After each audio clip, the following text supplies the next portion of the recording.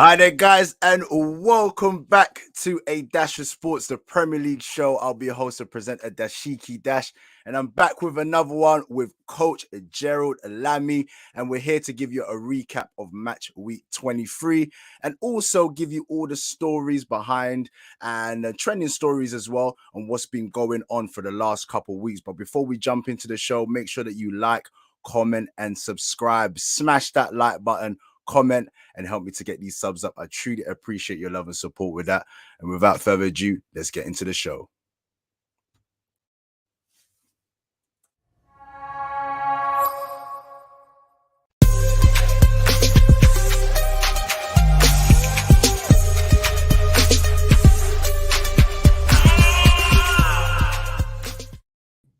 Yo, bro, what's going on? We're back in the cut again. We're here live.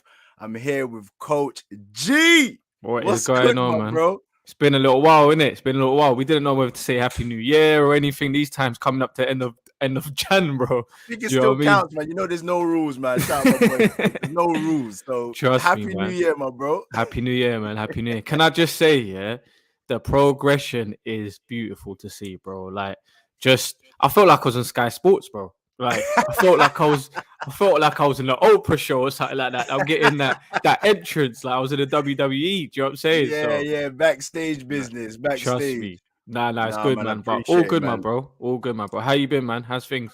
I'm good, man. I'm good. A little bit worse for wear. Yesterday was my B-day celebrated. Yes. So, you know what I mean? Just, but apart from that, man, just trying to grind, putting in the work in regards to the shows. Obviously, the Premier League shows here right now. I've been doing the AFCON stuff as well. Been doing a catch up. For those who've not watched any of the, the segments or the shows, go and check it out. I did the recent one with Coach Kojo.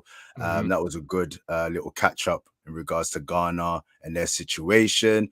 Took a break from A Dash of Sports, which is obviously all the trending stories and hot topics, but definitely going to be jumping back on that because that's my bread and butter, and I love that show. Break. So, yeah, little winter break, you know what I mean? So I'm going to be getting back into that. But yeah, man, I just thought I'd give you a shout and just let's chop it up with this Premier League, man, because a lot has been going on, man. But before we start, what about yourself, man? How's things?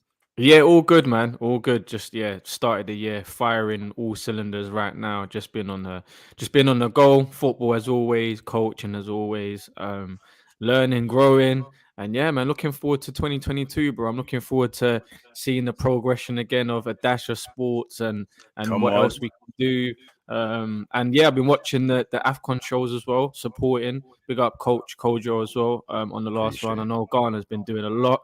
Partey came back and he done a lot. Like, bruv, there's too much going on. There's too much, man. The Premier League and all that. Like, I've really been like getting into the AFCON stuff. So yeah, watching that situation when Partey came back, and obviously us Arsenal fans, yeah, man, that was too much going on. But yeah, man, today's show, as we kick on, just literally as you can see down below, we're gonna be going through the Match Week 23 catch up.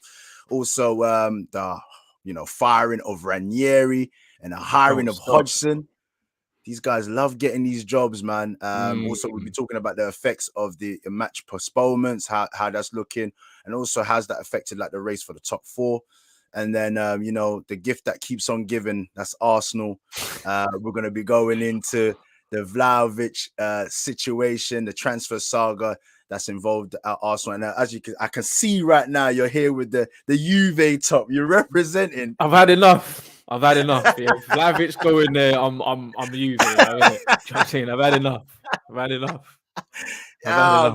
it's too much. And then just literally we'll just be touching on any trending stories or anything that's come up. Also, there's a winter break, which I didn't know. I just thought it was an international break, but apparently this is the winter break. So we'll see how that was going. For me personally, I wish that they played some of these postponed games in the winter break.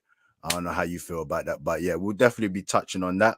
But so just jumping into the show right away, just wanted to go through Match Week 23. I don't know about you, but I've not been keeping too close of a tabs with all the games. It's just been hectic, man. Obviously, getting into this new year and stuff like that. But lucky enough we can get the results up. So the Friday, so starting from Friday the 21st of January, we had Watford versus Norwich.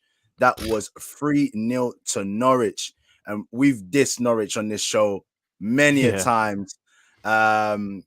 Just counting them out, literally just saying, boy, it's done for them. But I think they've had like 2 wins on the bounce. Yeah, they've had about 2 wins on the bounce. I think they beat Everton as well, didn't they, or something? Yeah. Like That was pretty much the end of Rafa Benitez, Rafa. aka Yeah. Mr. Facts. Oh yeah, Rafa's gone as well, bro. Rafa, we didn't speak Rafa's, about that.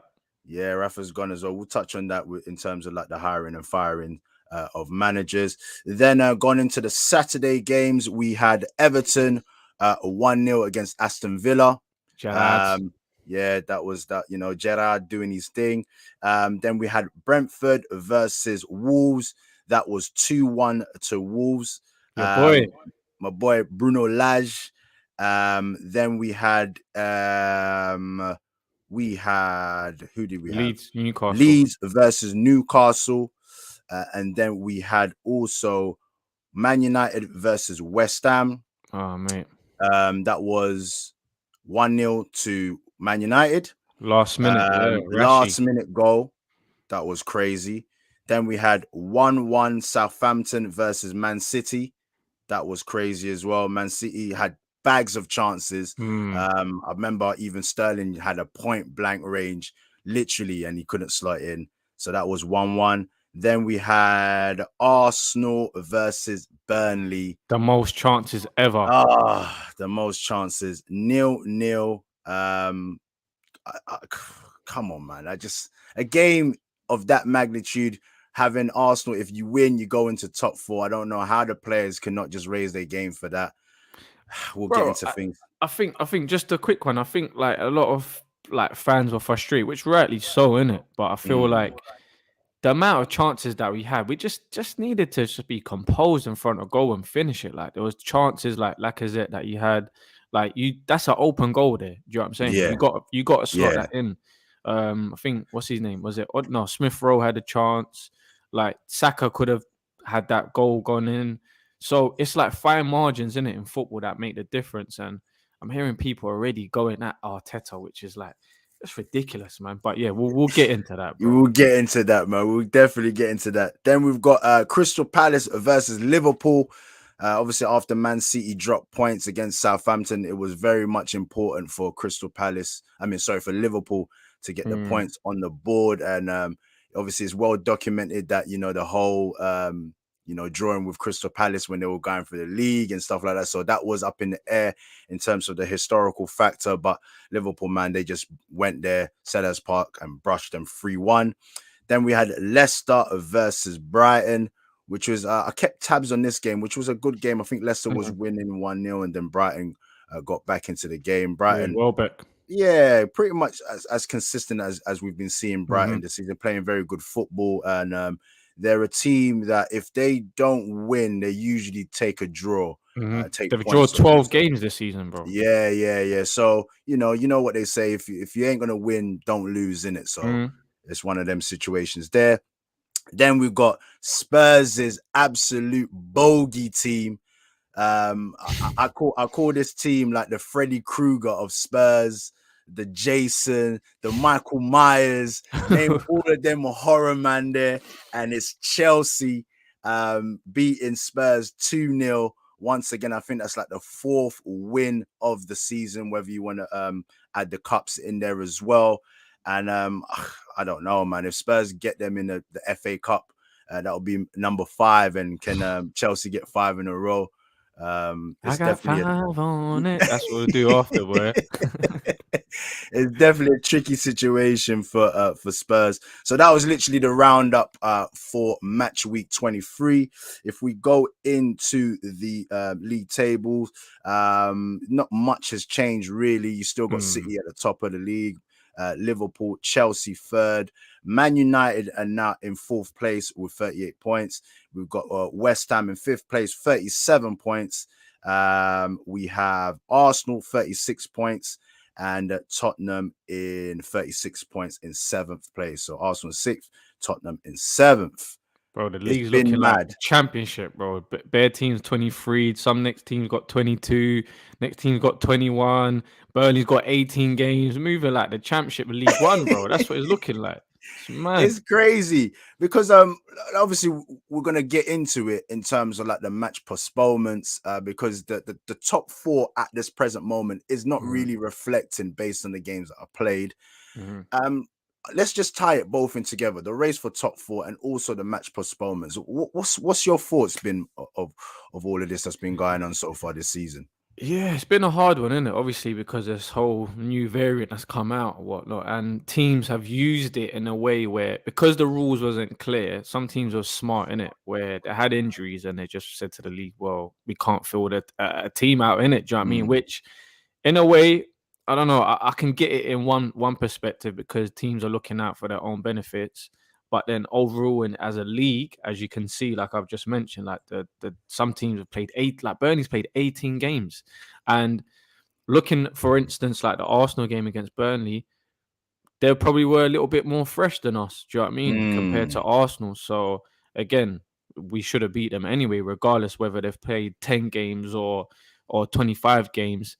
But yeah, it's just one of those things. Teams have just taken advantage of the rule and used it for their own benefits, whatever that is. I couldn't really tell you what teams are looking at it in terms of long term, but yeah, they're probably just buying more time. Trying to Yeah, get their best players out on the yeah, field. yeah. We've seen what Arsenal done against the Tottenham North London derby. We had no Yeah. Xhaka, no Partey. Basically, we didn't have any of our 11. Do you know what I mean? So yeah, we got COVID. So we're not playing. Do you know what I mean? It's a bit of a mad one because I think according to the rules, if I'm not mistaken, is basically if you're not able to field at least 8 first team registered players. Okay. So which means for Arsenal, for example, if you had like the likes of Smith Rowe, Martinelli, and Saka, who are in and around the ages of 19 or so, they may not be registered as first team players. So although we have those type of players there in terms of our first teamers, your Shakas, your Parteys, and then obviously if you're missing your Tomiyasus and all that kind of stuff, from time we can't, Arsenal didn't field the 8 required. They put in that request for the postponement. But then we're loaning players out, bro. And players out. We're loaning Kolasinac out. Yeah, that's the crazy part of it. We're loaning players so. out. For me personally, I didn't agree with it. I felt like after Arsenal definitely crying about Liverpool postponing their game with their false positives and all of that kind of stuff, is very rich of Arsenal to turn around and obviously postpone their Tottenham game. But if I was to play devil's advocate a bit, you can see where maybe Arsenal are thinking, because when they were hit with all the illnesses at the beginning of the season against Brentford, and they asked for the game for it to be postponed, they got refused, didn't it? So they've seen all of these teams obviously asking for postponements, and they're getting it. So it's just where the Premier League kind of have shagged, in my opinion, in regards to the rules and stuff like that, man. I don't know how you feel about it. Yeah, no, likewise, bro. I just feel, well, in terms of that game, do you know what it is with Arsenal? Like we're always the nice club, innit? We're always doing things by the book and whatnot. Like I'm kind of liking this right now, where we're going against the grain. You know what I mean? And I feel like Arteta's bringing that sort of edginess to us. Like we saw what between him and Klopp. And the little touchline feud, which boy, then we got battered after that. On the sidelines. But still, I like the little edginess that we're doing, and the little things like who was it, Martinelli, that went down, and he was just like dragging him off and whatnot. Do you know what I mean? Or picking him up. I can't remember exactly the scenario, but yeah, it's just little things.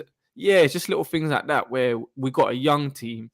They're very naive, and you know, Arteta's bringing a little bit of that ruthlessness, and which Man City do, bro. Man City do that. We saw that against us at the Emirates, where the game's not really going towards their way, but they're doing little things like they're pulling shirts, they're grabbing people, do you know what I mean? They're being feisty, where we haven't had that for years. So on and off the pitch, we've always been a nice club. Do you know what I mean? Whether people agree with it, like ethically, yeah, it wasn't right. Do you know what I mean? What Arsenal done, but how many times have clubs done that to us, or bro, how many times these refs as well? Yeah, I know I'm jumping around. Nah, do your thing, man. Bro, they're not giving us anything. But we've seen what happened. I'm moving like Ty from AFTV at the minute.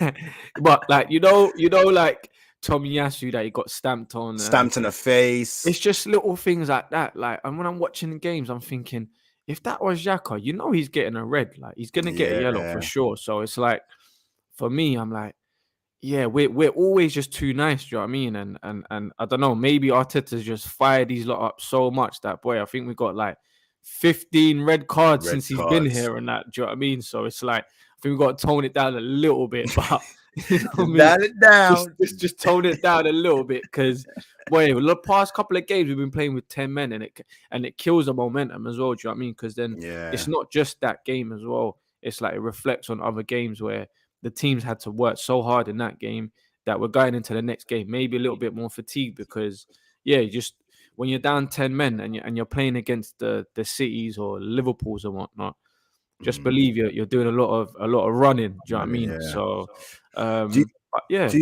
do you think, sorry to cut you, do you think just obviously bringing it back to the postponements of games, do you think there has been an advantage for certain clubs, or do you see it just like, boy, look, everybody's kind of going through it, whether or not you've played, or whether or not you got games in hand, or you've played less games, or stuff like that? I think for me personally, the way looking at it is like, teams might get marginal gains in the short term, but long term you're gonna have to catch up these games anyway. Do you know what I mean? So you're gonna have to do double game weeks at times, and if you're still in a cup competition, and do you know what I mean? So a lot of it is like, you're gonna have to do double game weeks anyway. However, saying that, majority of the teams, most of them are out of cup competitions anyway. Like, that's looking at Arsenal, we've only got the league left. So the league now, if we're postponing games, and it's all right, do you know what I mean? Like, we can do a double game week. We've done it before. So I think there is advantages and there's disadvantages at the same time. But overall, I understand why some teams are doing it, because if they can't field a strong 11, then let's just postpone it. Do you know what I mean? But it's one of those things. I think with teams like Arsenal, I want to give Arsenal as an example, because I think Arsenal really do well when they have that consistency or that consistent run. I think, like as you said, momentum is very key. So if I put this in a broader kind of perspective in terms of teams, in terms of the postponements, I just think to myself, some teams could be suffering from that, stop-start in regards to postponed games. But at the same time, it should be able to level itself up, because as you said, there'll be games, teams playing double headers and all that kind of stuff. But I'm hearing now that I think from February, they're going to revisit the rule in regards to postponing games. They have to, because you can't continue the whole season. There's like a backlog of like 20 games or so. Obviously, we've seen now with the latest government, a relaxed approach with all the rulings. And they had to as well, bro. After everything that come out, there's no way they said, we must maintain. Nah, big B. So they've kind of relaxed on that. So I feel like maybe the Premier League now, in terms of like whether it be tested and whether it be, players getting ill, you're just gonna have to continue the game. I don't know if you've been obviously keeping up with the AFCON. Comoros, they ended up playing with an outfield player in goal, because boy, you just got to fulfill the game. I know that that's Premier League real tournament there, it's a real deal. If you know about tournaments, sometimes boy, you got to get in goal, because the keeper's injured. We got that's a tournament, bro. Do you know what I mean? Bro. No. Look, they sounded it out. They were like, listen, don't care if anybody gets ill. Doesn't matter if all your 3 goalkeepers that you brought to the squad are ill. You're gonna have to play an outfield play. If you don't, then you forfeit the game 2-0 straight as. And they done well though, man. They was like the underdogs throughout the tournament, and then they got far in it. So they done well. So I think maybe the approach from the Premier League will be that, now listen, you might have to start reaching into the youth teams and stuff like that, and start bringing these players through. Do whatever you need to do to fulfill the matches. But I understand the Premier League want to keep the quality of the games, the fixtures, at a higher level. But we can't delay any more games than that, man, because it's just going to be mad in terms of like the backlog of games and so forth. I know we've been chatting about Arsenal. Arsenal's obviously our team. We're going to get into more about Arsenal because we're going to be talking about the transfer saga. That is, like I said, Arsenal's the gift that keeps on giving, and the Vlahovic situation. So we'll get into that. But I just wanted to touch on the hiring and firing of managers. Is usually kind of one of my favorite topics within the Premier League, because you just get to see like managers, they come in and they go. But more importantly, it's the managers that actually come in, because we've said this in the last show that we've done, and the recycling of managers. So if you've not known at present, Ranieri has been sacked by Watford, the Tinker Man, the former Premier League champion of Leicester, manager of Leicester. He's been fired by Watford. Is there any surprise that Watford have fired their manager? No, we've seen it before, innit? We've seen it on numerous occasions where this is the third manager this season, innit? So, Yeah, man.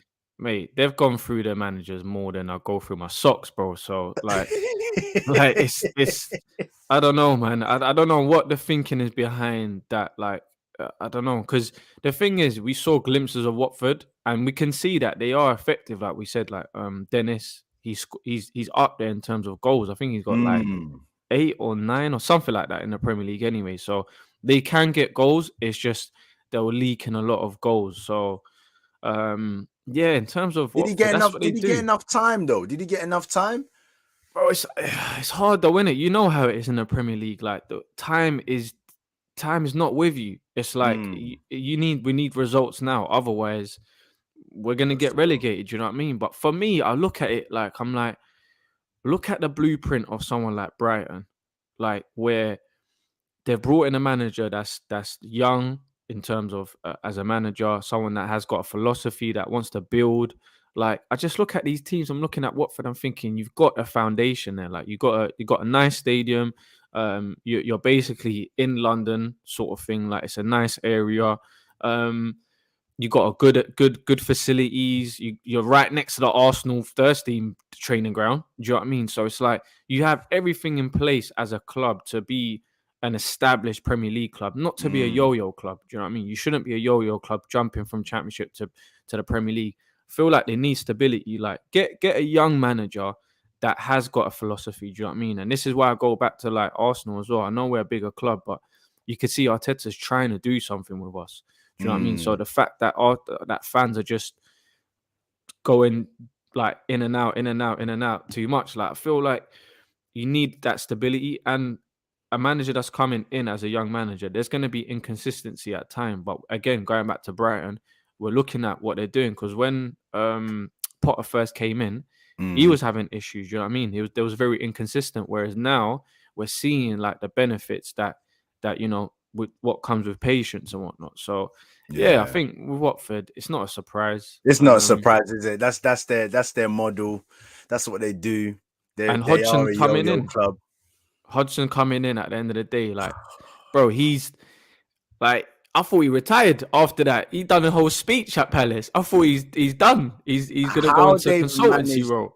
How they've managed to, I don't even think they've managed to twist his arm, really. Nah. It's just, you get the offer, you take it. But it's just like, you'd think to yourself, I actually felt like he done a really good job at Crystal Palace. 100%. Because he stabilized the team in a sense of like, we play a brand of football that's just going to allow us to be stable in the Premier League, rather than going back down, restarting, stay in the Premier League for a couple years, playing pretty much, rubbish football, but effective. Your Burnleys out here, your Stokes in previous years, they've done enough to just stay in the Premier League. But then once you've stabled the ship, as Crystal Palace have done, and as you've just been saying, go and get yourself like a youngish manager, a new fresh manager that's going to have that philosophy, that's going to have like that, that time span of maybe 3 to 5 years, and stick with that manager, give him what he needs within your constraints of what you got, and push on from that, because you're going to have to start playing a brand of Premier League football eventually. Yeah. And that, with that brand of football, also then starts attracting the better players. But Watford, I don't know what they want, man. I don't know what they want. Neither do I, bro. It's just like I said, in terms of the package of Watford to sell it to players, it's pretty much a good package to sell to them. Like I said, you're next door to Arsenal. You're within London, basically. Like I said, you got a good stadium. The fans are brilliant as well. Like the setup is very, very good. You know what I mean? They shouldn't be a yo-yo club. And they've got history as well. They've got history of being in the Premier League back in the days. Do you know what I mean? So Elton John is like the owner. Do you know what I mean? It comes with big names. A lot of comes with It a lot comes of with it. a big name. So it's like, yeah, for me, it makes no sense. I feel like the direction of the club, it doesn't make sense. And I guess the fans could agree as well, because Well, they shouldn't be. they are currently in 19th on 14 points. Yeah. The bottom of the league at the moment, Burnley, 20th bottom, rock bottom, 12 points. Watford, 14 points in 19th position. Newcastle, 15 points in 18th. And then Norwich in 17th. So they've been climbing. They've climbed out of that relegation zone. So as much as I'm probably saying, man, I don't understand why they're not giving him time. They're second from bottom. They're down there. Probably from what they asked Ranieri to do, he's not been able to do it. He's probably himself is just thinking to himself, it's not much I can do with these players. Ranieri's probably asked for money in a transfer window, trying to get players. That's probably not been able. They've probably not been able to do that. So judging by how he left, he was still very much amicable in terms of how he left. He was, he still praised Watford. The class of the man. Yeah, he's never that guy to leave Very, in very bad terms. classy man. He wished Watford well. He believes that they can still, with the players that they got, they can still achieve something. I think we're in agreement to that as well. They've got some players there, but like you said, they're leaking goals, and if you're leaking goals, man, it's not going to work out for you. So got to probably steady that ship there. But what do you think Hodgson's going to bring to Watford? Just if we just touch on that quickly. I think just what you said. I think he's going to steady the ship. He's got bags of experience. We're talking about a man that's gone through different decades and seen big. He's worked with Ronaldo, like Brazilian Ronaldo, and been a national team manager. Like he's experienced. His CV is like one of the best in the world that you can get. Do you know what I mean? So I think he's going to bring that. I think he's going to steady the ship. For me, just in life and everything that you do is about routine and consistency. Do you know what I mean? I just feel like Watford, like we said, like you chop change.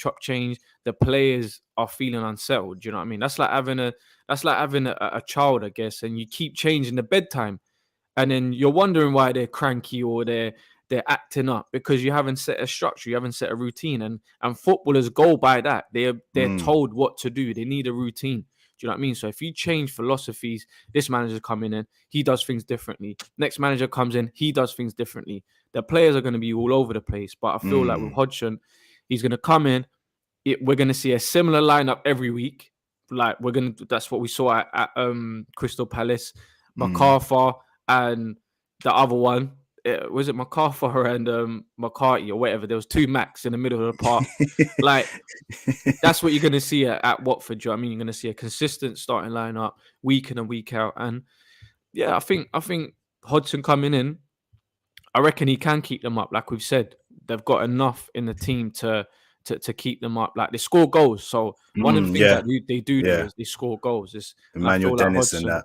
Yeah, Dennis King will chip in. João Pedro's a good player as well. So I feel like he's going to come in, steady the ship. And again, looking at the table, as much as they're bottom two, they do have games in hand. So if they do win the next games in hand, like Norwich will be back in there, and they'll come out that relegation zone. So, but yeah, it's gonna be a tasty one. I feel like Brentford's kind of still in it as well.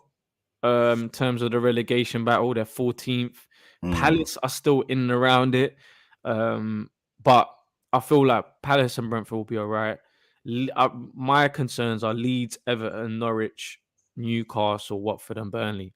I think like that's going to be the tough one. Everton again, look, Rafa's gone. Big Dunk is in the hot seat again. Do you know what I mean? So, but again, he's going to come in and he's going to steady that ship, because they don't have the most stylish play of football, But again, when you're down there, you need routine, you need structure.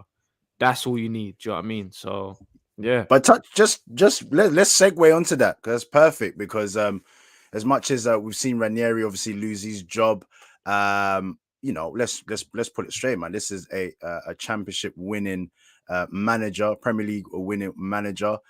He's been fired, and then you've got Rafa Benitez going to Everton, which most people thought it was a bit of a weird one, especially with his Liverpool ties and connections. But he's gone to Everton. You think to yourself, okay, maybe he done a decent job with Newcastle. So maybe with Everton, who are a little bit more structured and have a bit more backing, might be able to help Rafa. But he's been fired, sacked. What was your thoughts on that, man? It was inevitable that was going to happen. You know what I mean? The fans didn't want it from the beginning. Like the relationship it didn't start off well, bro. Like they were just like, I don't want him. Do you know what I mean? So it's like it was never going to work out, really and truly. They had a few results where everyone's like, okay, he's done all right, but it was never going to happen. And with the budget that he got, come on, man. He's signing Troy Townsend on the free. Damari Gray was like the highest transfer that they did. 5 million or something. It was less than that, bro. It was like 1 point something. Yeah, it was like 1 point something million. So yeah, the budget that he got was just ridiculous. And then obviously he's fallen out with star boy Lucas Digne, which he went back and he assisted on the goal, and they started throwing bottles and everything like that. But goodness me, yeah, man. Yeah, it was gonna happen, man, and yeah, there was not any time like Everton was gonna do bad. Rafa was on a timeline as well. Like there was no right. Let's give him time. Like you said, his background would have been against him. So yeah, it was inevitable for me personally. I never thought it was gonna work out. Boy, it's a risk for Everton. It's a risk for Everton because if I'm not mistaken, I think there's only 2 teams in the top flight football of English football that have never been relegated, and that's one is Arsenal and the other one is Everton. So if they wanna continue with that record in itself, man, they're gonna need to do something. Obviously, Big Dunk is there at the helm, trying to steady the ship. He's admittedly said to himself that he doesn't have the experience to be able to take the job on full time. Things can change. You never know if he gets good momentum. This is his second stint as interim manager, but I believe that they're going to have a new manager. I forget his name. They're bringing a new manager. Yeah. I think they're trying to line up a new manager. I think he manages out in Turkey or something like that. Nah, you can't, bro. You can't be doing that. You can't be doing that, bro. You can't be doing that. If this guy hasn't got the experience, bro, to come to England, like why is I don't get it. But you might be right. You see situations like this, and we've spoken about this many a times. It's like, where are the young up and coming managers in, let's just say, even England alone? You know what I mean? Where are they? Why are they not being given a chance? But I'm not just saying like the ones like a Lampard or Rooney, as we've been like the rumors have been like, guys that have been grafting in the Championship. There's some good managers down there, man, that are more than capable of coming up into the Premier League with better players, with better backing than where they're at right now. But they're not getting these chances, man. It's just, when you're at the bottom, it's hard for an owner to kind of put their faith into a young coach in it, because you're inexperienced. But again, like you said, if you're going to go and get a manager that hasn't got the experience in the Premier League, why not just give it to a young manager that's coming through the ranks, or like you said, that's been grafting for years and whatnot, and has got the credentials, but maybe not in the Premier League, but it's proven that there's something there. Where, yeah, I think for Everton right now, you might have to go and get an experienced manager just till the end of the season. Just to steady the ship. A Pardew or a Pulic. No, not them, man. Definitely not them, man. Bro, look, Hodgson. I was gonna say Sam Allardyce, but he's already had a stint there. So, bro, bring Big Sam back and Big Dunk. Like, no one's gonna want it with him in the changing room, bro. Big Sam and Big Dunk. They'll probably end up beefing each other. Nah, bro, I think they'll tag team and just start moving mad in it on the Legion of Doom. Bro, there's no one messing around in that change room or the pitch. Make sure you go out and you work, because otherwise you got Big Dunk and Big Sam to deal with, and you don't want that. So I'm tired of these guys, man. I don't want to see these guys manage. Like, with all due respect, I don't want to see these guys. Like, I literally, when I saw the ticket tape on Sky Sports and I saw Roy Hodgson, I couldn't believe my eyes, man. I was just like, what? Yeah. Like, the thing about it, they tried to fill it in like, oh no, he's just having talks or whatever. They had him pull up into the car park. He's just looking at, bro, you already done signed the contract. Trust me. You know, he's you got did that already. big puffer on already, you know bro. I mean? You know what I mean? He's got that big puffer on. Meetings don't even need to be done face to face. That could have been a quick Zoom call. Are you ready? Just send that in, man. Sign it on email and that. So 100%. It's crazy, man. It's crazy. But moving on to in terms of, like, obviously the managers are gone and stuff. We know that. And do you think, once again, just obviously to tie it back to the postponements, because as you said, there's games that teams have not played so far. So do you think, like, games that teams are going to be catching up on, if they lose it, there could be more firing of managers? Yeah, possibly. I think there is an option of that happening. Yeah, it's hard though. It's hard. I feel like looking at those teams again, I'm thinking, really and truly, who can get fired out of those teams? Like, yeah, I think it's hard, man. Bielsa?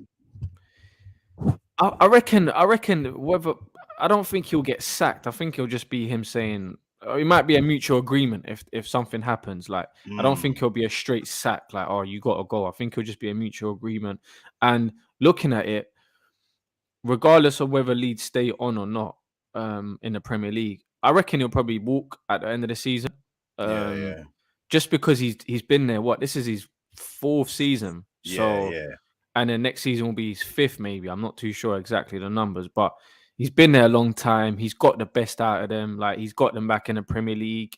His style of play is draining, like, for a player, do you know what I mean? To be consistently doing that for a number of years. And we've seen, look at the number of injuries that they got. It's because, bro, that murder ball, as he calls it, it is not a joke. Like, it's not a joke to do that every, like, I don't think they do that every session. Yeah. But, do you know what I mean?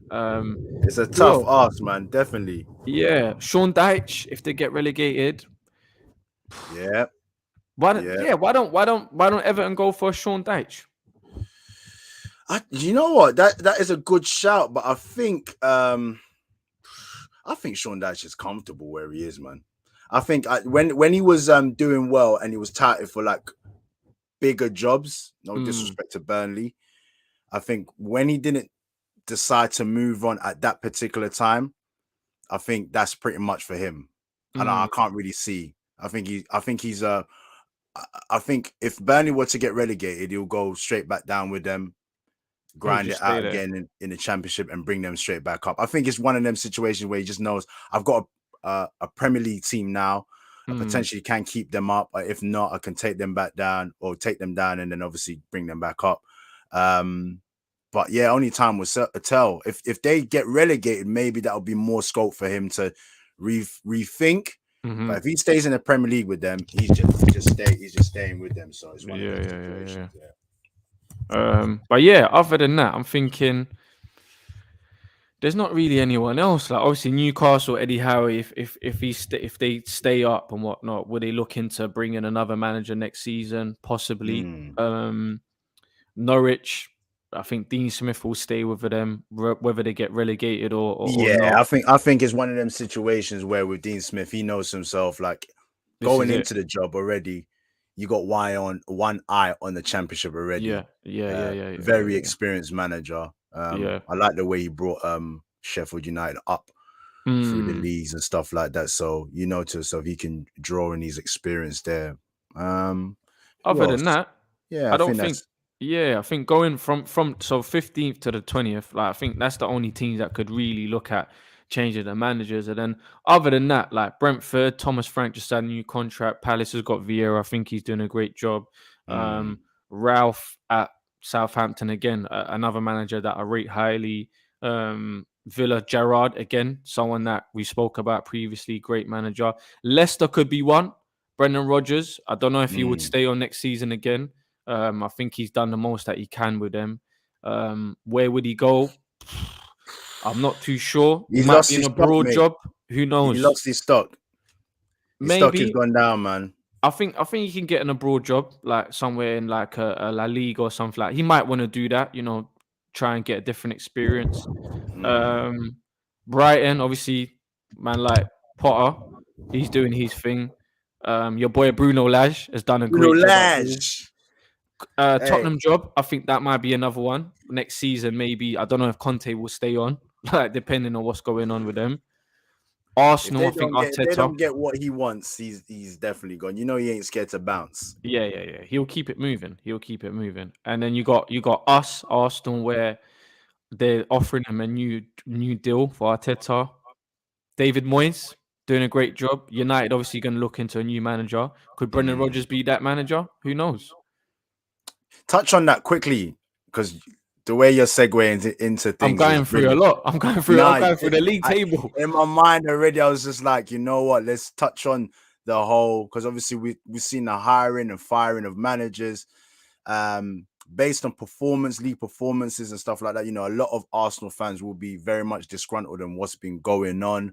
You know, and then we're hearing that before the season ends already, Arteta could be possibly given a new 2-year contract. As an Arsenal fan, how are you feeling about that prospect? Yeah, I think they're tying him down for their own benefits as well, in terms of financially. If a club does come in for Arteta, they're gonna have to pay Arsenal big money, which I'm hearing that City are lining him up as a replacement for Pep. Which again, and I feel like I said before many times, whether or not Arteta is going to be successful at Arsenal and the job that he's done so far, if he left today, some people will be like it was a failure. But for me personally, I feel like he's built something. He's built a foundation for the next manager to come in, and you look at it and you're like, right, I've got a lot of good young players here, prospects that can take it to that next level. Then we just nurture that with some experienced players. But foundation-wise, he's definitely left the club in a better place if he was to leave today. Like I definitely feel that. I agree. Whether or not I'll give him a 2-year deal, some people are saying it's too early. I personally would give him another deal, because then it shows that we're actually serious about him as well. And I feel it will make him feel like, all right, he's valued at the club. And then again, from a financial point of view, Arsenal looking at it, if club does come in like City, you got to pay us that 10, 15 mil, whatever it is. Do you know what I mean, for Arteta? So I would give it to him personally. What were you saying? You wouldn't give it? See, I've had conversations about this, and every time I break it down, it's like, oh, you just get to the point. But I think it's more complex than that. I feel like what you said, I agree with as well. I'm more on the basis of where we are at, the level that we are at the moment. As much as we want to be the Arsenal of yesteryears, and we feel to ourselves, oh, we need to be top, we need to be doing this, we need to be challenging for this. We're not there yet. So therefore, the profile, I would say in somewhat way, matches, because the owners, clearly they see something in Arteta. Clearly there is a project and a process of a rebuild, and they're using Arteta to go through that. For example, if you was having the likes of Conte at Arsenal now, with what we've got, it's not going to suit him, because Conte needs ready-made guys. He needs, the guys that are at the peak of their playing ability. Where we're at now, we've got all the youngsters, we've got a new back line. That's pretty much just the first season they've played together. The midfield is pretty much non-existent, so that needs working on. The forward line now is crumbled, that needs also working on. So therefore, I think as the owners, they're looking at it and saying, look, we've got a manager here who's, yes, he's inexperienced, but he is prepared to do that hard graft of trying to build this team. If he pushes on and he's able to then build a team and how he wants it, and then all it just takes is like 1 or 2 players, and then boom, it sparks to life. If not, at the end of the 2 years that they're giving him extension, then the likes of that level of manager above the Artetas comes in and then takes it on. But I think very much so the ambition of the club at the moment is obviously to try and progress and build, and they're using Arteta at this this moment. So me personally, I would want the better manager. I want better players. This is what we all want, that, innit? But the reality is we're not there yet. So this is what we have to go through. So would you give it to him? Would you give him that 2-year contract?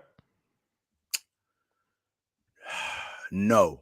Ooh, okay. I wouldn't, because my thing is right now is just like I want the better manager. I want another level.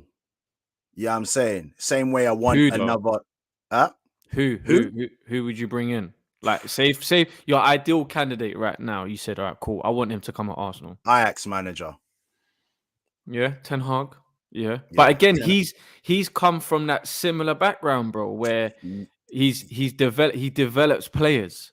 Like, it's not like this guy is working with the top players in the world. Like, he's not working with the Ronaldos and the Messis and that. He works with young players. So that's I think in terms of how we're progressing, I feel like someone like Ten Hag right now, with the experience of working with younger players, your Saka, Smith Rowe and Martinelli's now, maybe they're getting into that transitional stage. Was like now they need to kick on.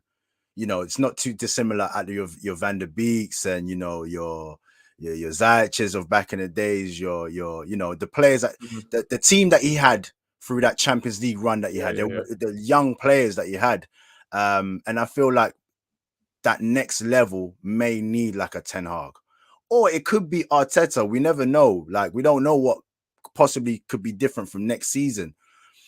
All I can just do right now as an Arsenal fan is just look at the situation and just be like, I can't be killing myself for these owners that have already got their they know what they want to do in it. So as much as I want the experienced manager and I want something else, we just got to see what Arsenal are going to be doing in these next few months and then next season, and especially in terms of the transfer window, as mentioned at the start, going to be getting into Arsenal's transfer saga, because I always believe that when it comes to the transfer window, if there's no Arsenal in the mix of the transfer talk, it's a boring window. Let's just put it like that.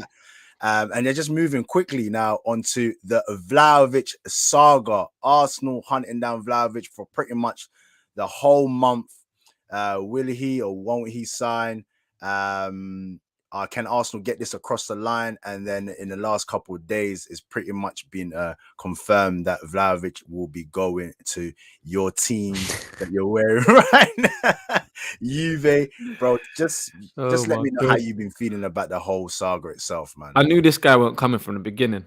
I just knew it. From the beginning, I said he's not coming. He's not coming because he's comfortable in Italy. Once you're comfortable in Italy, trust me, the lifestyle is very, very good. Like, everything in it, food, fashion, like city life and whatnot, especially where he is in Fiorentina. Like, it's a nice, comfortable lifestyle. This is why you've seen a lot of Italian players, the Tottis and the Del Pieros of this world. Like, Del Piero only moved later on in his career, but like for a big chunk of their careers, they stay in Italy because it's comfortable. For me personally, Vlahovic, he was never gonna come to the Premier League just because I felt like he doesn't. I don't know. He just looks like a Serie A player to me. Like, he looks like one of those Lewandowski's and the Zidane's that, I'm not saying the same player, but I'm just saying that they're looking at the Premier League thinking it's a headache. Like, I don't want to come there, and especially at Arsenal, where it's like there's so much attention. Yeah, it's a lot of work. There's a lot of there's a lot of negativity around Arsenal when it comes to like media. Like, Arsenal's like the most clicked word on like football, YouTube or whatever. Like, it's a big thing. Like for me, I just don't think like I just didn't think that he'd want to come. Like he looks at the Juve, he's thinking, boy, he's still in Italy, playing in Serie A. I know the league. He's probably a Juve fan as well. Like who knows? So that's the thing. That's what basically was reported, that he favored the Juve option. Yeah. And he just basically didn't even think twice in regards to the Arsenal, and also I'm hearing that Tottenham were also in for him as well. But Arsenal were the ones that really trying to put that pressure on him. But if you don't want to come, why are you putting so much pressure, Yeah, bro? Like, I don't get it. That's the funny thing about Arsenal, is because this is the thing sometimes I hate about Arsenal, is like they say things in the media to make it like you're just saying things for saying sake, innit? Like to make it seem like you're about this. Like, oh, we only go for players that are interested. We will never try to persuade anyone to play for Arsenal. Arsenal's a big club. If you're a big player, you would come to Arsenal. It sounds good, innit? But we all know you was begging Vlahovic to come true. But for me, at the beginning of it, because let me even just take this back, maybe like a year ago, and I think it was the January window and then the summer window. Like I got inkling about this Vlahovic. I was like, nah, this he's young, like 20 at the time or so. I was like, this guy's a baller. Has anybody been checking this guy out? And then obviously, most times when Arsenal starts then looking into a player, then the flame starts, getting bigger, and all of a sudden now Vlahovic is the hot topic. And I just thought to myself, all right, cool. We're opening talks with him now. We've got Torreira over there. They're feeling Torreira. Where Fiorentina have opened up talks, because before that they weren't on talking. Vlahovic has obviously said he's not going to sign a new contract. He's got 18 months left. Contract talks have completely died between Fiorentina and Vlahovic. And he might be open to, moving. I really thought, I can't lie, I thought that we would be able to sign him. But you did, yeah? Yeah, but as the weeks were going by and more teams were then obviously very much interested, then I was like, this is going to be very difficult, because ideally I think Arsenal would have wanted to go into the summer window and try and get him. But I felt like Arsenal were trying to be smart, in the sense of like, you know what, even if we have to pay over the odds for him, if we can get him in Jan, we've secured a top signing in it. So 100%. I appreciated that kind of, nous in regards to what they wanted to do. They showed that they were trying to be aggressive in the window, trying to get their man. But from time Juve were like, boy, what? He's available. He's looking to leave. And then he's saying, boy, he wants to go to Juventus. That was pretty much it. And just to quickly touch on, I think you're right. In hindsight now looking, I feel like he's 21 years old. Coming to the Premier League it could be a massive risk. And it's not like he's going to a team that's firing in all cylinders where you come there and City and that. Yeah, you know what I mean? And then you're going to be in and around the goals. I think it's going to be, for any striker that comes to Arsenal right now, it's going to be tough because we don't have a real fluidity of getting the ball to a real 9 at the moment, innit? We've got a lot of players that pretty much kind of play in an individual way. But I just wanted to see, like, the goals that he's been scoring in Serie A this season and last season is the type of goals that I want my forward to be scoring. You know what I mean? We're not getting them, bro. We're not getting that type of we're not getting that, bro. Yeah, we're not getting that. So a bubble was definitely burst on my part and stuff like that. But in terms of the transfer window for Arsenal and striker, let's just start with the striker. Who do you think that we could possibly get now? Because you've got the Isaacs, you've got the DCLs, you've got the Watkins of the worlds that they've been talking about. But who, like, especially after a name like Vlahovic or a striker like Vlahovic, who would you want next? I said from the beginning, I'll go for Dominic Calvert-Lewin from the beginning, just because he's a young English prospect. Like, obviously, I know he's had bad injury now, and he's getting back into form, and it's going to take a bit of time. So, but as a player, I would have brought Dominic Calvert-Lewin in because he knows the Premier League. He knows some of the players already, like the Sakas. He's been in the England camp. Like, he knows what to expect. Do you know what I'm saying, from the Premier League? I would have gone for him from the beginning. Gives us something different as well in terms of a striker, like you said, a target man, a number 9, someone that look how many chances that we create like within the box, and no one's in the box like that as such. Yeah, he's hungry. He's hungry type of player as well. He's hungry. Like his physical attributes as well will bring that presence up front for us, which we don't really have at the moment neither. Great in the air. In the air. So there's numerous times we cross the ball. There's no one there. Like people talking about against Burnley, like, oh, we put in a lot of crosses and whatnot, and Burnley's good at aerial stuff. So if we're doing that, why don't we bring in a player that can match that? You know what I mean? So yeah. Who else you said? Isaac. You might be slowly convincing me with that, because I literally last night, I kid you not, I was on YouTube and I was just like, all right, we're linked to these players. And when I watch Isaac, I've always been like, I feel like Isaac will, if he came to Arsenal, it would be pretty much like a second striker type of player. He looks jammy sometimes. Yeah, yeah. I just feel like he would just succumb to what Arsenal's about right now and not really add the additional level that we need. Great player though. Don't get me wrong. Good player. But I feel like Isaac is like a striker that you get him and then get your main striker as well. Then I went and started watching Dominic Calvert-Lewin, and I was just like, all right, let me go and see like the type of goals that he scored and stuff. He's incredible in the air. He's got hungry type of goals or whatever. I just feel like maybe because it's not the sexy name. Yeah. DCL. That's probably got me thinking like, and then obviously just underwhelming factor to the fact that, you know, with the whole Vlahovic situation, and I was really headstrong in terms of like, I wanted Vlahovic and not to get him across the line. And then you're looking at like DCL and you're just like, but bro, DCL and ESR, bro, that connection right there. Do you know what I'm saying? I think like if we look at it in without crud in the eyes and that, I just feel like we've got a lot of hungry young English players as well. You know, a load of people probably didn't give Ramsdale a chance. Yeah. A load of people were, you know, stuck their nose up on Ben White. You know, 2 players that I feel like they've brought in some character to the team. Tomiyasu as well. Tomiyasu as well. So maybe someone like DCL could work with Arsenal. You know what I mean? Like, sometimes we got to kind of just humble ourselves and be like, yo, man, it's not going to be the you know, the all sexy names and all of that kind of stuff coming through the doors. Maybe it ain't going to be the Lackers and the Aubameyangs. You know, they obviously have to be slid through the doors and they're out of here. And then maybe you need to get someone like DCL who can get you goals, who can grind as well.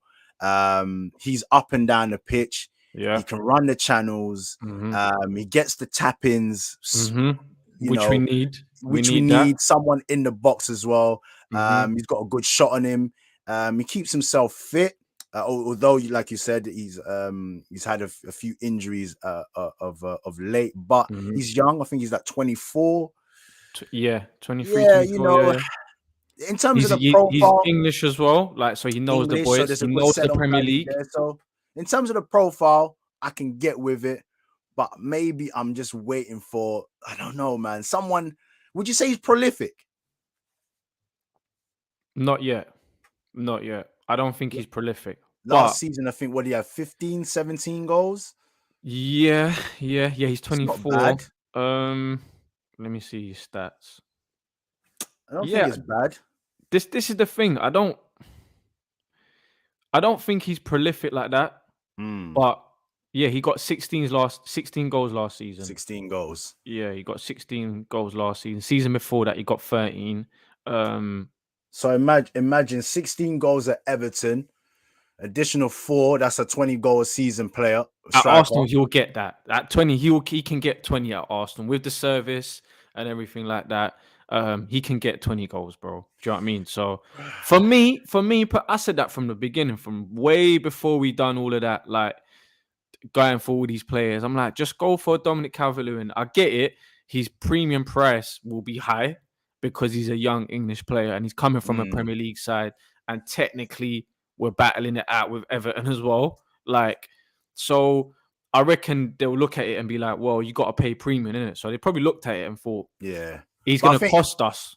I think Arsenal are prepared for premium payments for English players. They've shown that in Ramsdale and Ben White, and I feel like they understand the market. Where if you do get these young English players, if there is then a sell on, it's not going to drop dramatically. Look at we paid 72 for Pepe now.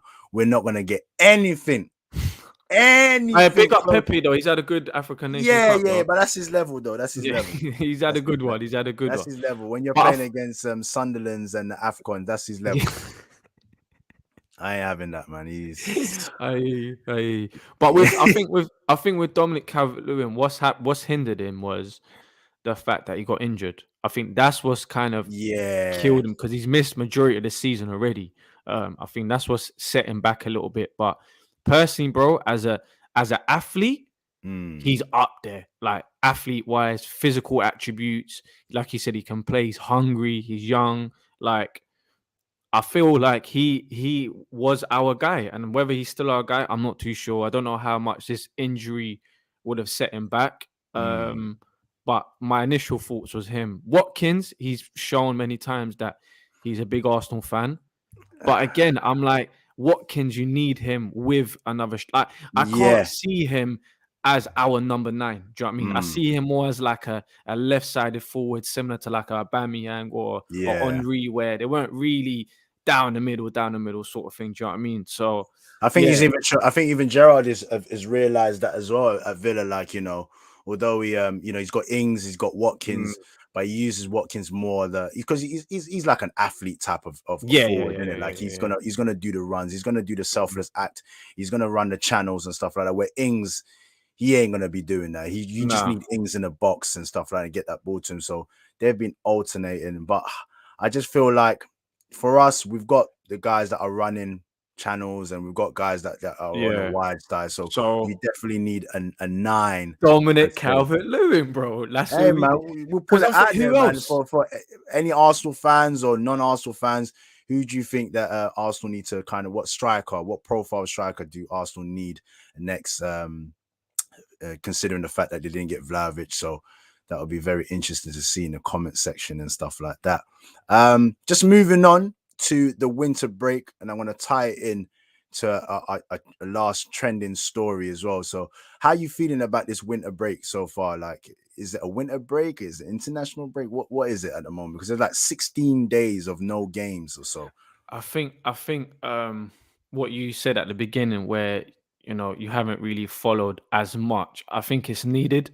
Similar to me as well. I can't lie to you. Like January, I haven't really followed like the Prem as such. I think it's needed as well, like for the players to recharge and again, it's like come back refreshed, and then keep up the standards high. Do you know what I mean? Sometimes as a player, when you're in a hamster wheel too much, like you're going to see injuries, and then it's going to affect the Premier League long term in terms of like the quality and things like that. I think this is the second time that they did this. The first time they done it in 2019, I believe.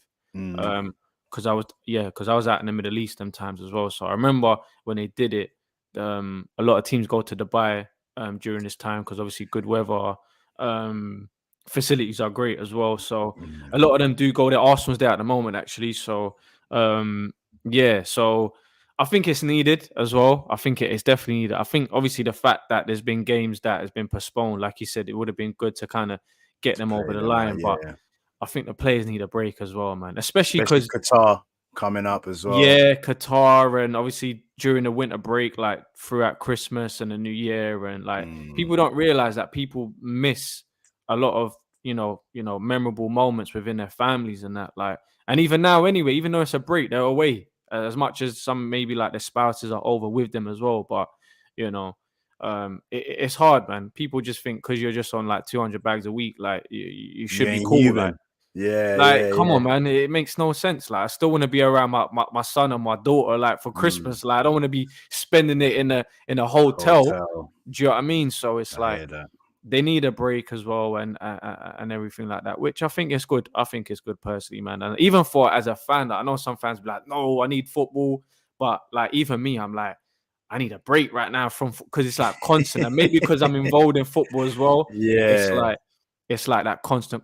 So I'm looking forward to this break, and then we're back again February 5th, which is around the corner. Really, Around the corner it it's does. in a It feels week. like it's a So long break, but it's not. But in the midst of that, there's still going to be football. There's still remaining games of AFCON. There's still going to be international games. Championship. Then I think after that, there's like some of the African nations have got World Cup qualifiers. Okay. And then off the back of the winter break, then we go into like the Champions League restarts. Yeah. So yeah, man, I think all in all, is well deserving of the break, despite obviously the fixture pile up, the postponements and stuff like that. I'm sure once we get into February, we're going to be a lot more clearer in how that's going to work out, and hopefully, fingers crossed, all these postponement businesses kind of gets dropped out, and Premier League kind of just reins it in a bit more. So, because when you're looking at the league table, you just think to yourself, oh, man, this does need a little reset. Like, all right, cool. Everyone's settled now. Hopefully with whatever the variant that was around is kind of settled, as you know, the government are relaying to us now. So like when it comes to the fixtures, games can be played, everybody on a level playing field, and then we get back into it. But at the moment, as you said, the teams are up and about in hot climate, hot countries, Dubai and stuff like that. Jealous right Arsenal now, flying out to Dubai, which is going to tie in nicely to a little trending story with Arsenal. Pierre-Emerick Aubameyang has not travelled with Arsenal. Has he not? Yeah. Well, I'm not surprised. Continued in terms of the disciplinary actions that he's been going through. Now, a load of people, especially with the fact that Arsenal have not scored many goals in the last 5 games or so, a lot of Arsenal fans, especially after the Burnley game, were asking for Aubameyang to be reintegrated into the team. They've obviously seen how Lukaku's situation went down, and after pretty much 3 days, he's back into the team. But Aubameyang's situation is still ongoing. 3 disciplinary actions against him during his captaincy. And then this is the story that's coming out of Gabon right now. Although he was sent back home in regards to heart conditions and stuff like that, it could have been a part of it, but Gabon have recently stated that it was due to disciplinary actions and why he was released. Check this out, man, because when I heard this story, I was just like, oh my goodness, like, boy, what can we do with this guy? The game before, the night before Ghana's game, Gabon versus Ghana, Pierre-Emerick Aubameyang was, it's alleged, but this is what we're hearing, that he went out raving with Lima, I think he used to play for Bournemouth. Yeah. So they went out the night before, and obviously they got the big game with Ghana the next day. So once again, more disciplinary actions that's kind of been brought his way. He's been in and around the disciplinary with Arsenal, now Gabon. What's next for Aubameyang, man? What's next for him? Boy, that money's long in it. So he's just thinking, I can do whatever I want, bruv. Nah, I'm joking. I don't know. Like for me personally, where's his mind at? I don't know how true these stories are, innit? Like, because you know how the media are. It's like you have one incident and then it's like a snowball effect. Oh, he's done this, he's done that. Like, remember like Balotelli? Like, Balotelli was doing all crazy things and he come out and he was like, bro, I didn't do any of those. Like, do you know what I mean? Yeah, I done some of it. It was true, but some of the stories lighting like, up fireworks in his toilets and that. He's like, no, I didn't do that. That one is true though. Yeah, apparently that one was true. Apparently that was true. But again, I'm like, when the media get hold of a player, it's like, all right, cool. Snow. What else can we bring up on this player? Like, I don't know. Personally, with Aubameyang, apparently, again, like reports are saying that Arteta does want him back, but it's the Cronkies that are saying like, no, they don't want Aubameyang to be part of the team or anything like that, because Arteta was out there, wasn't he? I think he went to the game, to the Shout Colorado. Out to free midfield. Shout out to free midfield. Yeah. So I was like, I don't know. I don't know what the conversation was about with Arteta and the Cronkies over there when he went to America. But yeah, apparently there's rumors that he does want him back in the team. And looking at it now that we can't get a striker, boy, you're gonna have to patch things up with him. Do you know what I mean? Because that's definitely the question now for Arteta. Is like, obviously, off the back of Aubameyang not going to Dubai, there could be all kinds of reasons. It could have been a situation where it's just like you need to stay back. If these tests are, well, he's come back to say that the tests came back fine. Maybe he needs more training in and around the Arsenal training camp and the facilities that we have here. But in the midst of everything he's been going through, it just doesn't bode well to see that he's not part of the team going on a winter break. My thing for him is this: if it is a case that he personally wants to be reintegrated back into the squad, maybe you should just allow the going out for now. Just like, and don't get me wrong. You can go out, you can do what you're doing, because your Messi's, they've gone on holidays, they've gone out, but you're not gonna. Nothing's come back to see our Messi's partying and all that kind of stuff, because Messi's Messi. He's done what he's doing. He's letting his football doing the talking. Although it's not been so great in France right now, but you don't really hear too much scandal about Messi. I just feel like when there's a lot of stuff around you at the present moment, just take a bit of a chill, pause, pump the brakes a little bit, reassess your surroundings, check your shoulders and all of that. And then once you kind of, got a hold of everything, you're on the pitch again, you're playing, you're scoring goals again, then go and be the Aubameyang. Like, we're not surprised that Aubameyang's like this. We bought him knowing full well the type of guy he is, the flashiness and stuff like that. That's not the issue for me. My issue is just like, if you're trying to get yourself back into, playing form and getting in around the goals and stuff like that, you've gone away to Gabon and stuff like that. Just settle down a little bit, reset yourselves, let your football just do the talking. And then once you start scoring goals again and you're the man again, bro, go and do what you're doing. You know what I mean? But he's 30, what? 32, 33. 33, 32. Like, you're no spring chicken no more, man. So you're gonna have to kind of assess the lifestyle if you're trying to prolong your career. You know what I'm saying? He's 32. Turning 33 in June. He's not a spring chicken no more. So that pretty much is what I would ask of Aubameyang. If he really is down for Arsenal, he was the captain. And if he's been doing all these kind of things, especially as a captain, for me, it's just like, you're not really in support of Arsenal, are you? You're not doing what's needed. Like, a lot of people scream out and say, like, they ride or die for their teams and stuff like that. But if it's just down to disciplinary issues, for me, I just feel like it's a bit of an excuse. You know what I mean? That's something you can control. You cannot decide. You can decide not to go out for a bit. You can decide not to do certain things and stuff like that. I'm not saying that you can't live your life, but if there's a cloud over you right now, like, think about what's gonna come out.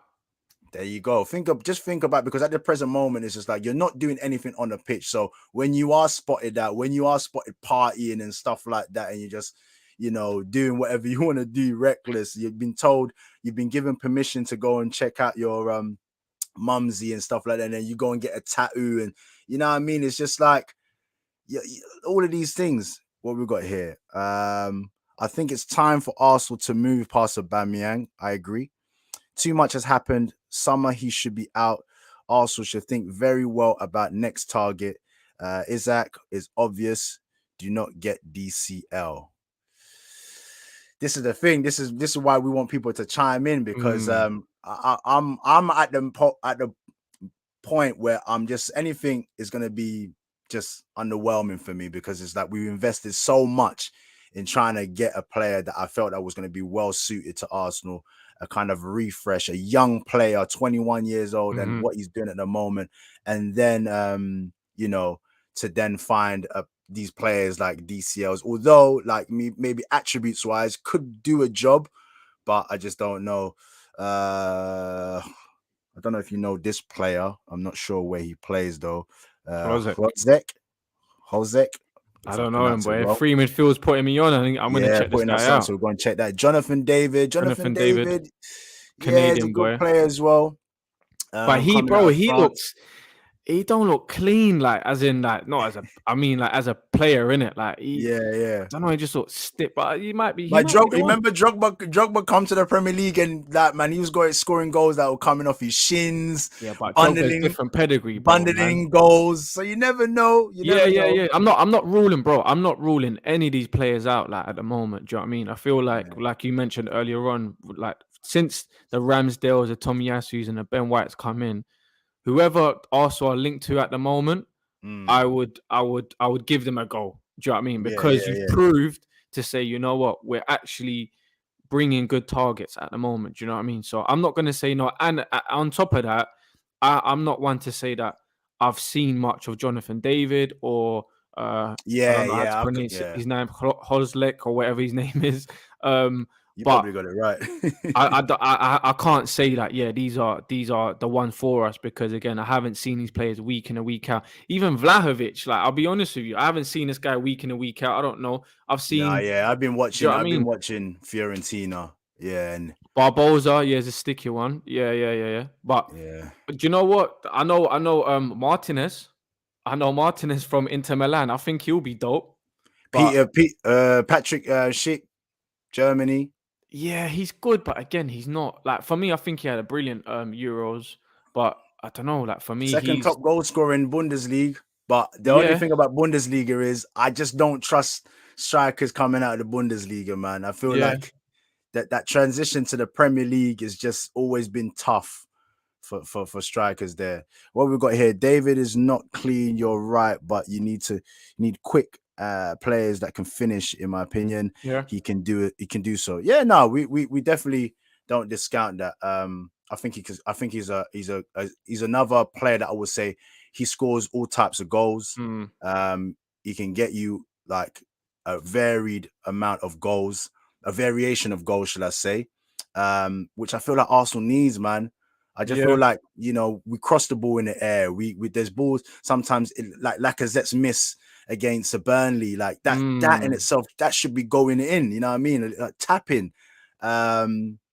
So yeah, it's gonna be very interesting. I don't know if we're gonna get that in this window, Nah, but I think whoever we bring in now is going to be second, third, fourth option yeah, for Arsenal, and I don't feel like if we do bring someone in, highly unlikely he's going to be someone that we actually sign. It might be a loan deal, striker wise, unless we go and put in. Now that Real Sociedad will know that boy, our main target was Vlahovic, and now you're coming for Isaac. We want 70 for him. Do you know what I'm saying? Or it's 90 buyout. oh boy, he's got a buyout of 90. So boy, Yeah. you gotta put in that 90 then, innit? Do So you know what I mean? Isaac So basically, or Isaac, sorry, if you go like same way with Partey, 45, you put down the 45, the contracts are not owned by the clubs in it. So it's La Liga. So as soon as you put in that money, whether or not the team want yeah, to keep him or not, he's La gone. Liga So got to accept it. La Liga have to accept it. So if we wanted him, then yeah, that will be a done deal. But apparently, I think when we sold Monreal to them, we um Monreal. we basically there was a negotiation. I don't know how true this is, but this is what I read. There was a negotiation that if we wanted to come back because they didn't initially pay for him or the structure of the payment was scattered, they gave us a deal like if we go back in for any player for them that they got, that we can negotiate, like bringing Is down it? the price or whatever. Okay. I don't know how true that is, but maybe there could be a room for negotiation from that 90, bringing it down a little bit. But I know for guaranteed, three midfielders also just confirmed as yeah, spot on. The Liga clubs know the PL clubs have money, so spend. Bro. Yeah, But even Isaac here, how would he feel? Like knowing that you wasn't number one target, bro. Like we didn't do the whole month trying to get you and whatnot. Like he could just think like I don't care, I'm coming yeah. anyway. But Good money. for a long time, obviously Isaac's been linked with Arsenal before the Vlahovic situation. Obviously, maybe just based on price, Arsenal have not gone in for him and then thought, oh, we can get a cheaper option with Vlahovic. But Vlahovic has obviously been the high profile saga during this window. But we've always heard that the top prioritized obviously strikers has been your Vlahovic, has been the Isaacs, Jonathan David and stuff like that. So it's going to be very interesting. One thing we do know is Arsenal do need a striker. Arsenal we need a midfielder. We need a midfielder. We're hearing obviously Bruno Guimaraes is worth, I think, about 45 million euros. We've been dilly-dallying. Newcastle have now come in and they're looking to slap down the 40 mil. So that in itself is going to be very interesting to see whether or not Arsenal's going to act. What about if you guys were cheeky and went in for Luis Diaz and stole him from Spurs? Bro, boy, I don't know. I think with the midfield option, I think we're gonna go and get a loan player. I don't think we're gonna go and put down big money for a player or anything like that. I reckon I would go for Wijnaldum, you know, right now. I'll bring in Wijnaldum on a loan. Again, someone that knows the Premier League, is experienced, and bring that experience to the young players that we have as well. I'll bring in Wijnaldum personally. What about the rumors of Arthur? He good player, but again, January, like I don't know. Is he really ready to? Are you ready to come, bro? The Prem's a different. It's a different pedigree, bro. The Prem. People fail to realize that it's hard to come in and adjust to the tempo and everything like that. He hasn't played in a long time. I know Wijnaldum hasn't played like that neither, but he knows what he's coming into. Do you know what I mean? Yeah. You know, in Premier League, so like. Yeah, I would go for a loan for Wijnaldum, and then as an attacker, if we can get Isaac, or I know Free Midfield Podcast don't want DCL, but I don't know, and I don't think just going back to what they've Free Midfielder put up. Luis Diaz, do you know what he's a good player. He's a good player, but I just don't know if that is the profile player that Arsenal are looking for in terms of the midfield and stuff like that. But man, I don't know, man. We definitely know when it comes to January, as much as you know, we want teams to do their business early, we always know that it's the saga, always the crescendo was always near the end. Out of nowhere, you end up getting an Ozil or an Arshavin when the fax paper has been sent in the lastminute.com. So we don't know what players might come out of the woodworks, but all we know is in terms of Arsenal, and I'm sure there's other fans for other teams are feeling the same as well, man.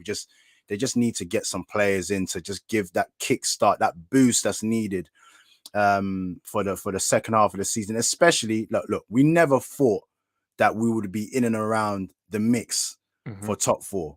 We wanted it.